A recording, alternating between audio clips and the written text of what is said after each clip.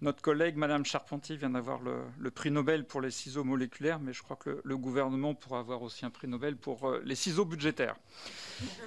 Parce qu'il a résolu l'équation comment faire avec peu d'argent supplémentaire, 25 milliards, quand on fait le calcul, on s'aperçoit que finalement le croît budgétaire, c'est-à-dire l'argent réellement donné à l'ESR, c'est sans doute 10 fois moins.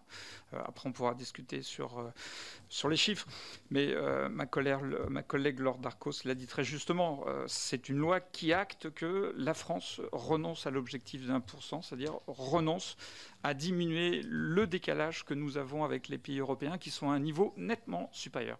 Donc là, il y a une forme de renoncement budgétaire que je trouve très triste. Sur les emplois, nous avons auditionné beaucoup de collègues qui nous ont dit qu'aujourd'hui, ils n'avaient aucune difficulté à embaucher qui ils voulaient, comme ils voulaient, sur la période de temps qu'ils voulaient. Il y a dans le Code de l'éducation énormément de dispositions qui permettent d'embaucher hors contrat, et c'est pour ça que l'ESR dans la fonction publique est le domaine où il y a le plus de précarité, environ 50%. Pourquoi rajouter des éléments nouveaux alors que tout est déjà à disposition? Par ailleurs, la science française est extrêmement attractive. Parce que quand vous prenez les concours, par exemple celui du CNRS, vous avez beaucoup plus de candidats que de postes, ce qu'est la définition de l'attractivité.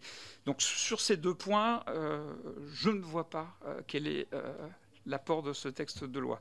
En revanche, il y a un certain nombre de points que nous eussions aimé y trouver et qui n'y sont pas. Vous l'avez dit très justement, la science a passé un très mauvais été. Et aujourd'hui, il y a un discrédit de la parole du scientifique qui pose un problème politique majeur et qui pose un problème, y compris à la représentation nationale. On doit restaurer le statut de la science et de la parole scientifique dans ce pays.